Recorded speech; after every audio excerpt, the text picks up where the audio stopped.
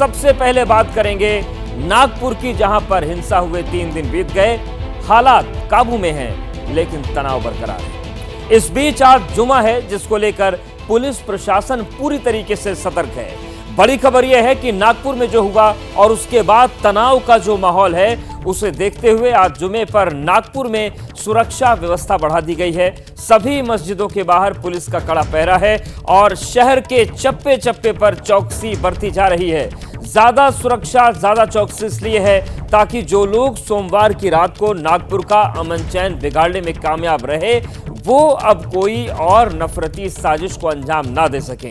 एक बार फिर से नागपुर में कोई हंगामा ना हो, इसके लिए पुलिस प्रशासन लगातार लोगों से अपील कर रहा है कि अफवाहों पर ध्यान ना दें, किसी के भी बहकावे में ना आए, ताकि नागपुर में जल्द से जल्द जिंदगी पटरी पर लौट सके, पहले की तरह अमन चैन काम हो सके। और इसी वजह से आज जुमे पर नागपुर में पुलिस प्रशासन अलर्ट पर है, चप्पे चप्पे पर पैनी नजर रखी जा रही है। तो ये 2 तस्वीरें आपके सामने हैं। जुमा है आज, नागपुर में सुरक्षा बढ़ा दी गई है और हाई अलर्ट पर पुलिस और प्रशासन है, ताकि जिस तरीके की घटना हुई, अब जो अराजक तत्व है वो किसी तरीके की हरकतें आज न कर सके।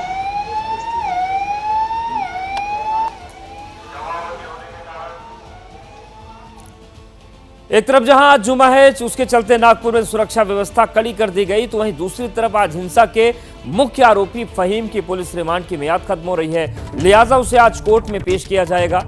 पूरी उम्मीद है कि पुलिस उसकी रिमांड बढ़ाने की अपील करेगी, क्योंकि दंगों की कड़ी को जोड़कर पूरी साजिश डिकोड करने के लिए मुख्य आरोपी फहीम से पूछताछ बेहद जरूरी है। इसलिए पुलिस उसकी रिमांड बढ़ाने की मांग करेगी। आपको बता दें कि फहीम पर देशद्रोह का मुकदमा दर्ज किया गया है। पुलिस जांच में अब तक ये सामने आया है कि फहीम ने भड़काऊ भाषण देकर समुदाय के लोगों को उकसाया था।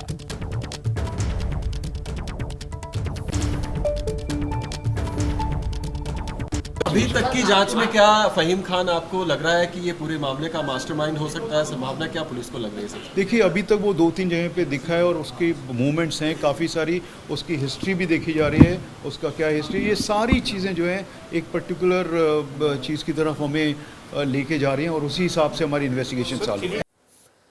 तो जांच पड़ताल चल रही है, लेकिन नागपुर हिंसा में जो जांच अब तक आगे बढ़ी है, उसमें क्या क्या अपडेट है, क्या अब तक हुआ है, ये हम आपको बता देते हैं। अब तक अगर एफआईआर की बात करें तो 12 एफआईआर दर्ज की जा चुकी हैं, वहीं 100 आरोपी जो हैं लगभग उन्हें अरेस्ट किया गया है। इसके आगे बढ़े तो 18 जांच टीमें बनाई गई हैं और 200 दंगाइयों की पहचान अब तक की जा चुकी है। मास्टरमाइंड फहीम की पेशी है और आज उसकी रिमांड खत्म हो रही है, ऐसे में उसे कोर्ट में पेश किया जाएगा। तो ये 3 बड़े अपडेट हैं। इसके अलावा अगर हम बात करें नागपुर हिंसा को लेकर, तो जो कर्फ्यू हटा है वो नंदनवन कपिल नगर से कर्फ्यू हटाया गया है। वहीं कर्फ्यू जहां पर जारी है वो इलाके हैं कोतवाली तहसील और गणेश पेठ, यहां पर अभी कर्फ्यू बरकरार है और कर्फ्यू में दोपहर 2 से 4 बजे तक की जो ढील है वो दी जाएगी, क्योंकि जुमा है। और इसके साथ ही साथ लकड़गंज, पांचपावली, शांतिनगर ये इलाके हैं जहां पर 2 से 4 बजे तक कर्फ्यू में ढील दी जाएगी। शक्करदारा, इमामबाड़ा, यशोधरा नगर में भी 2 से 4 बजे तक ढील रहेगी। और इस बीच नागपुर हिंसा को लेकर एक बड़ा खुलासा हुआ है। जांच में बांग्लादेश का कनेक्शन सामने आया है। पुलिस ने जो जांच की उसमें हिंसा का हैंडलर बांग्लादेशी मिला। सोशल मीडिया के जरिए नागपुर को उस रात सुलगाया गया। साजिश में सैकड़ों लोग शामिल थे। पुलिस ने 200 लोगों का पता लगाया है और इस बीच एबीपी न्यूज को यह जानकारी मिली है कि दंगा फैलाने के लिए दंगाइयों ने झूठी स्क्रिप्ट लिखी, गलत जानकारी फैलाई गई और जिस चादर के नाम पर नागपुर को जलाया गया, उस चादर के बारे में चौंकाने वाली जानकारी भी एबीपी न्यूज के पास है। लेकिन पुलिस ने जांच की है और मामले की तह तक पहुंची है और खुलासा हुआ है कि जो हुआ ही नहीं उसे फैलाकर नागपुर को हिंसा की आग में झोंक दिया गया। जिस कथित धार्मिक कपड़े को जलाने की अफवाह फैलाई गई, उसका धर्म से कोई लेना देना ही नहीं है।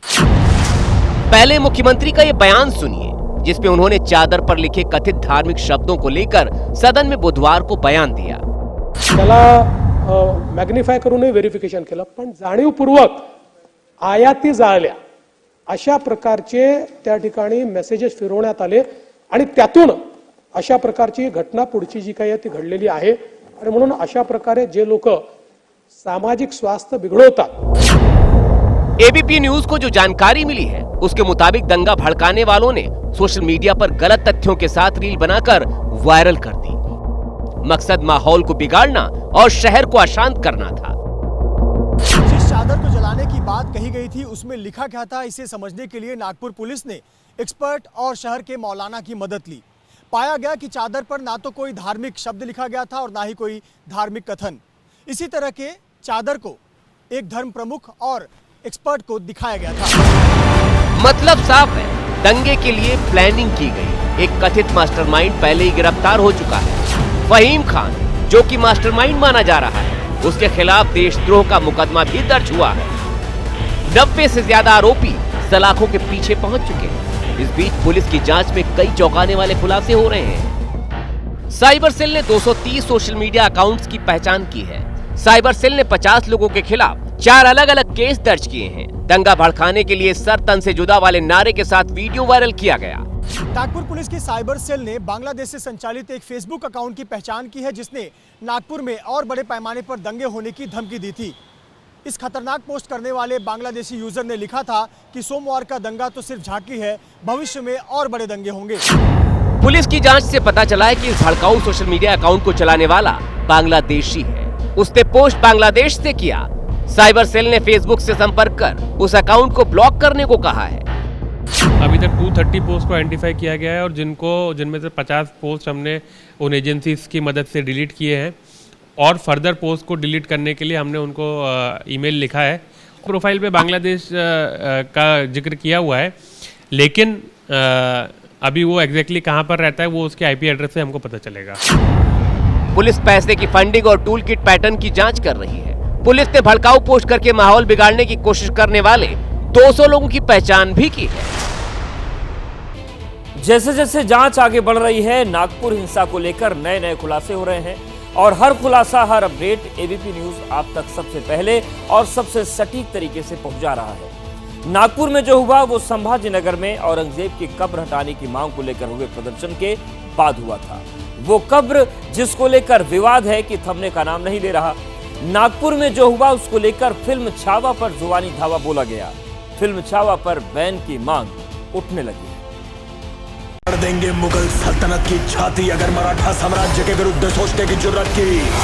फिल्म छावा आई तो पिछले महीने थी, लेकिन देश की सियासत में चर्चा इस महीने शुरू हुई और अब तो कहा जा रहा है कि नागपुर में जो दंगा हुआ उसकी जड़ में ये फिल्म है।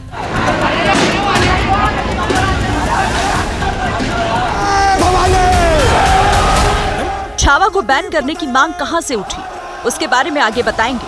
पहले जानिए कि कैसे नागपुर दंगे में छावा का नाम आया। नागपुर पुलिस की साइबर सेल ने 4 एफआईआर दर्ज की है। उसमें से एक की कॉपी इस वक्त आपकी टीवी स्क्रीन पर है।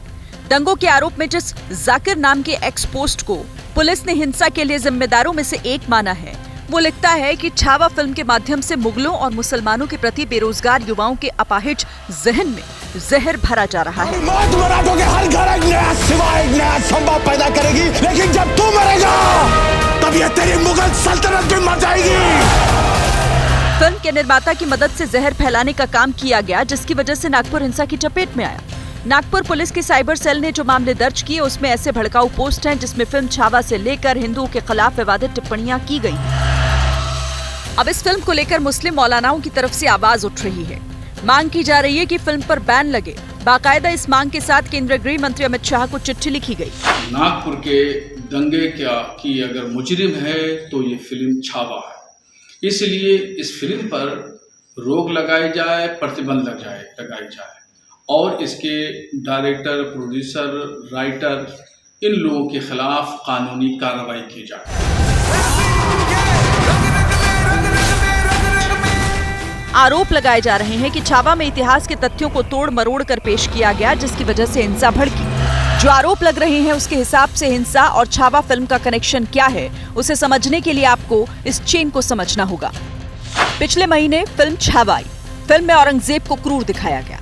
3 मार्च को अबू आजमी ने औरंगजेब की तारीफ की वजह से अबू आजमी सस्पेंड किए गए। महाराष्ट्र की राजनीति में इस पर बवाल मचा। संभाजी नगर में औरंगजेब की कब्र तक बात पहुंची। सीएम फडणवीस ने कब्र विरोधी बयान दिए। 17 मार्च को बजरंग दल ने कब्र हटाने की मांग पर प्रदर्शन किया। उसी रात नागपुर में दंगे हुए। 2 दिन पहले मुख्यमंत्री देवेंद्र फडणवीस ने सदन में कहा था कि छावा की वजह से औरंगजेब के खिलाफ लोगों का गुस्सा भड़का। आज महाराष्ट्रामध्ये विशेषतः म्हणजे मी कुठल्या सिनेमाला दोष देत नाहीये, खरं म्हणजे छावा या चित्रपटाने छत्रपती संभाजी महाराजांचा खरा इतिहास आपल्या समोर आणला, पण त्यानंतर राज्यामध्ये लोकांच्या भावना देखील खूप मोठ्या प्रमाणात त्या ठिकाणी एक प्रकारे प्रज्वलित झालेल्या आहेत। फिल्म छावा में औरंगजेब को क्रूर दिखाया गया।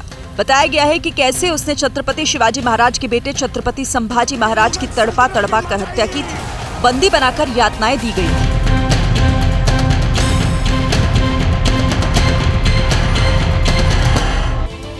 इनकम टैक्स की टीम टैक्स चोरी के केस की जांच के लिए पहुंची। पैसा तो नहीं मिला, लेकिन मिल गई शराब। शराबबंदी के बीच घर में शराब मिलने के बाद पटना में मशहूर हरिलाल स्वीट्स के मालिक को गिरफ्तार कर लिया गया है। टैक्स चोरी के शक में हरिलाल स्वीट्स के मालिक इनकम टैक्स विभाग के रडार पर हैं। कल भी इनकम टैक्स की टीम हरिलाल के डायरेक्टर और सह संस्थापक संदीप मनकानी के घर पहुंची थी। इनकम टैक्स की जो टीम है उसने घर को जब खंगाला तो 2 विदेशी शराब की कई बोतलें मिली और इनकम टैक्स की टीम ने स्थानीय थाने को खबर करी। इसके बाद पुलिस ने शराब जब्त कर ली और हरिलाल स्वीट्स के डायरेक्टर संदीप मनकानी को गिरफ्तार किया गया है। तो इनकम टैक्स की टीम पहुंची थी, लेकिन विदेशी शराब की कई बोतलें यहां पर बरामद की गई। इस बीच बिहार के मुख्यमंत्री नीतीश कुमार एक बार फिर से सवालों के घेरे में आ गए हैं और इस बार भी इन सवालों की वजह उनका व्यवहार है। दरअसल एक कार्यक्रम में नीतीश कुमार राष्ट्रगान के बीच ही आसपास खड़े लोगों से बात करने लगे। सामने कैमरे लगे थे और इस घटना का वीडियो एक बार फिर से वायरल हो गया। राष्ट्रगान के दौरान बिहार के सीएम नीतीश कुमार का ये वीडियो वायरल हो गया। 52 सेकंड के राष्ट्रगान को हम बार बार तो नहीं सुना सकते, लेकिन इस दौरान की हरकत आपको जरूर दिखा सकते हैं। नियम कहता है कि जब भी राष्ट्रगान गाया या बजाया जाता है तो सावधान होकर खड़े होना चाहिए। राष्ट्रगान के दौरान बोलने पर रोक का कोई नियम नहीं है, लेकिन चुप रहना परंपरा है। अब इस वीडियो को फिर से देखिए। राष्ट्रगान शुरू होने के 7वें सेकंड में ही नीतीश पहले बाईं तरफ देखते हैं, फिर दाहिनी तरफ, फिर नीतीश अपने दाहिनी तरफ खड़े मुख्य सचिव दीपक कुमार का हाथ पकड़ते हैं और उनसे मुस्कुराते हुए कुछ कहने की कोशिश करते हैं। दीपक कुमार राष्ट्रगान की तरफ ध्यान दिलाते हैं और खुद सावधान खड़े हो जाते हैं। नीतीश इसके बाद राष्ट्रगान के शब्दों को दोहराते हुए उनके कंधे पर हाथ रखते हैं और नीचे खड़े पत्रकारों की तरफ हाथ जोड़ लेते हैं। मुख्य सचिव दोबारा हाथों से उन्हें सावधान होने के लिए इशारा करते हैं। इसके बाद नीतीश लगातार राष्ट्रगान तो गा रहे होते हैं, लेकिन ऐसा लग रहा होता है कि उनकी निगाहें हॉल में किसी को ढूंढ रही हैं। मौका विशेष था। बिहार पहली बार सेपक टाकरा विश्व कप की मेजबानी कर रहा है, जिसकी शुरुआत पटना के पाटलिपुत्र खेल परिसर में हुई। इसी का शुभारंभ करने नीतीश पहुंचे थे। नेता विपक्ष तेजस्वी यादव ने भी हमला करते हुए एक्स पर लिखा है, कम से कम कृपया राष्ट्रगान का तो अपमान मत करिए माननीय मुख्यमंत्री जी। आपको याद दिला दें कि आप एक बड़े प्रदेश के मुख्यमंत्री हैं। चंद सेकंड के लिए भी आप मानसिक और शारीरिक रूप से स्थिर नहीं हैं और आपका इस तरह अचेत अवस्था में इस पद पर बने रहना प्रदेश के लिए अति चिंताजनक बात है। बिहार को बार बार यूं अपमानित मत कीजिए। ये पहला मौका नहीं है जब नीतीश का वीडियो वायरल हुआ हो। दरअसल नीतीश के हाव भाव इन दिनों चर्चा में है।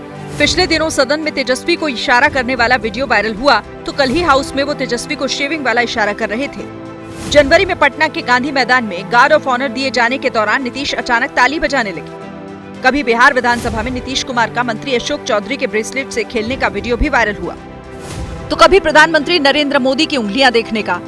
और थोड़ा पीछे चलें तो नीतीश कुमार कभी मंत्रियों से सिर टकराते तो कभी अपने मंत्री के कंधे पर सिर रखने को लेकर भी वायरल हुए हैं। शादी का सीजन आने वाला है। शादी वाले घरों में गहनों की खरीदारी पर चर्चा चल रही होगी, लेकिन गहनों के डिजाइन के साथ साथ कीमतों पर भी चर्चा चल रही होगी, जिसने बीते कुछ महीनों से टेंशन बढ़ा दी है।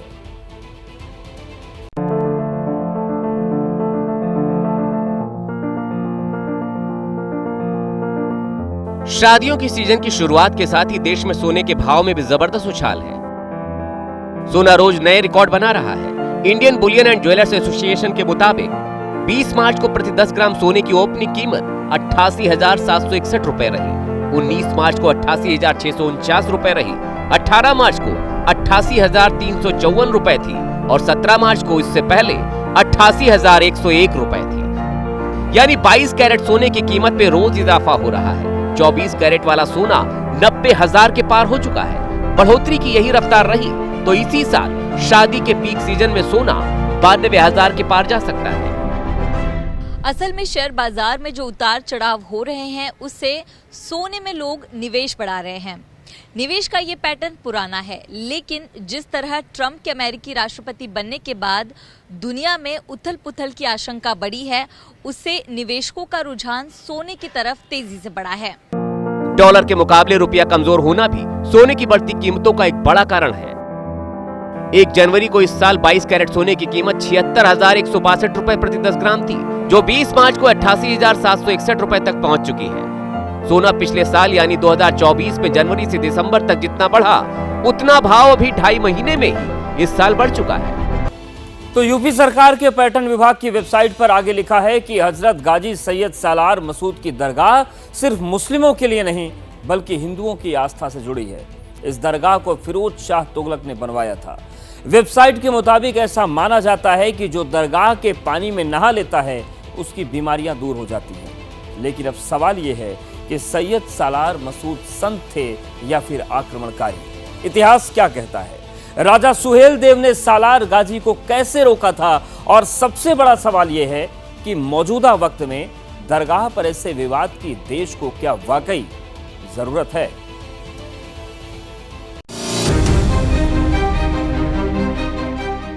महाराजा सुहेल देव उन महावीरों में थे जिन्होंने उनका डटकर मुकाबला किया और दुश्मनों को परास्त किया। महाराजा सुहेल देव का जीवन एक बेहतरीन योद्धा, कुशल रणनीतिकार, संगठन शक्ति के निर्माता, ऐसी अनेक प्रेरणा की वे मूर्ति रहे। जब भी हम महाराजा सुहेल देव को याद करते हैं तो बहराइच जनपद के चितौरा को कभी भूल नहीं सकते। वही धरती थी जहां महाराजा ने आक्रांताओं को समाप्त किया था, परास्त किया था। देश के प्रधानमंत्री मोदी ने बहराइच की जिस चित्तौरा झील का नाम लिया, उसकी तस्वीरें इस वक्त आपकी टीवी स्क्रीन पर मौजूद है।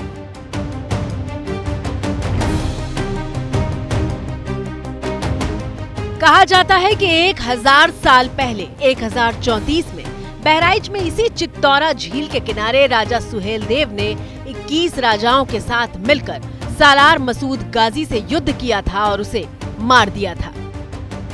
इतिहास यही है, राजा सुहेल देव राजभर जी ने जब ऐसे विदेशी आक्रांता जो 2.5 लाख की सेना लेकर के भारत पर हमला किया था, भारत को लूटने का काम किया, यहाँ की संस्कृति सभ्यता को तार तार किया, सनातन पद्धति सनातन परंपरा को तार तार किया, यहाँ की व्यवस्थाओं को डैमेज करने का काम किया। करीब 9 साल पहले 2016 में देश के गृह मंत्री अमित शाह ने बहराइच में राजा सुहेल देव की प्रतिमा का अनावरण किया था। सालार गाजी यहाँ तक पहुँचा तब उसका मुकाबला एक ऐसे वीर से हुआ जिसने उनकी विजय यात्रा को यहीं पर समाप्त कर दिया। 13 अप्रैल 2016 को दिल्ली से गाजीपुर के बीच सुहेल देव एक्सप्रेस की शुरुआत की गई थी।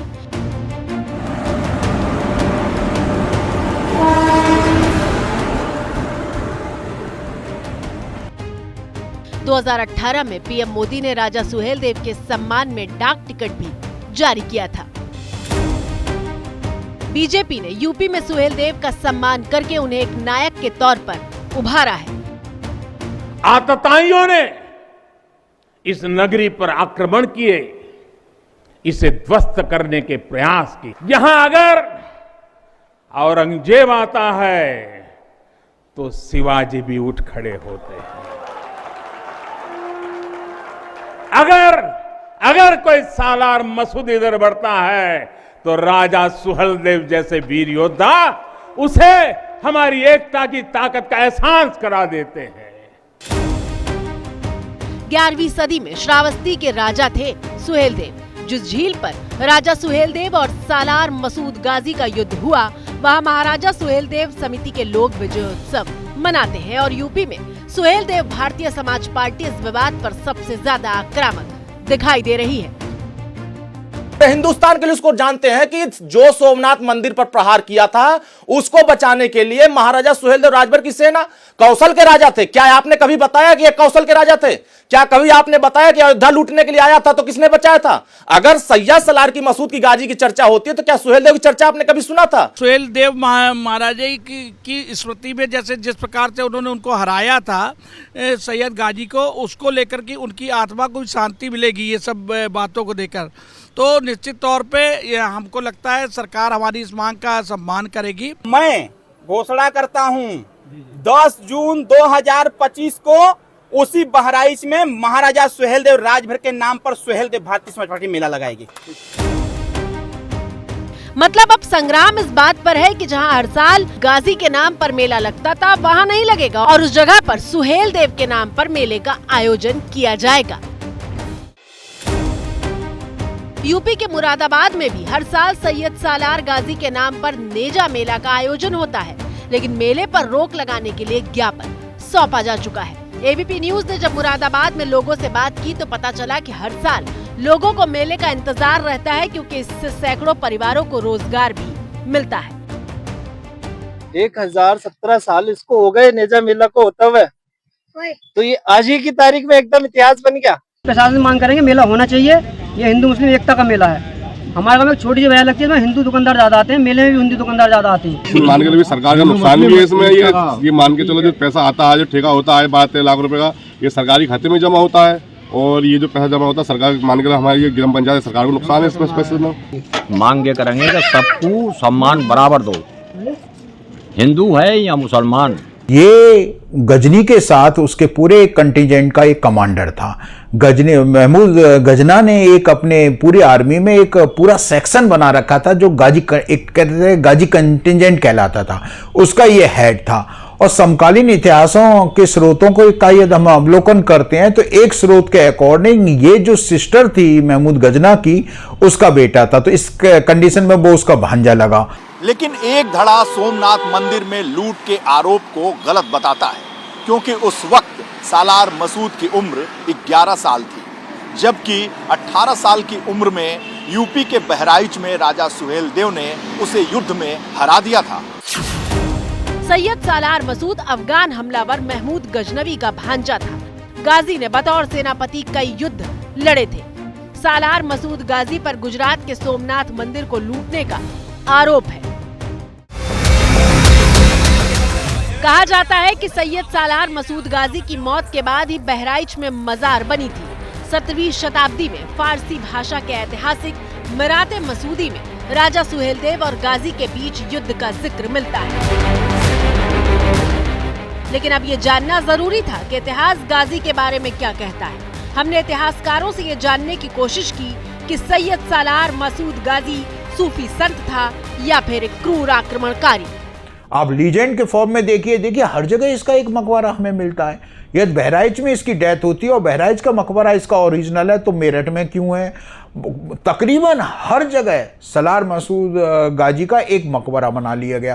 तो एक ग्लोरिफिकेशन हुआ, और वो ग्लोरिफिकेशन इतना तगड़ा हुआ कि शायद महमूद गजना को हम इतना अटैक में याद नहीं करते जितने हम सलार मसूद गाजी को करते हैं। ये ग्लोरिफिकेशन हुआ, किसने किया? अकेले मुसलमान इसके लिए जिम्मेदार हैं? मुझे नहीं लगता।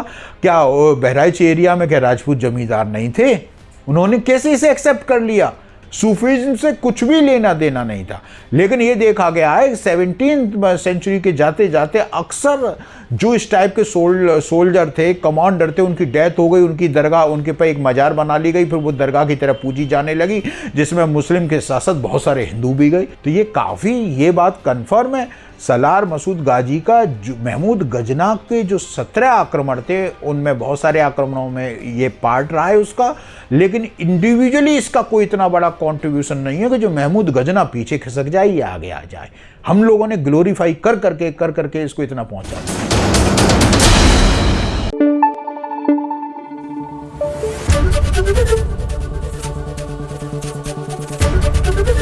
एबीपी न्यूज आपको रखे आगे।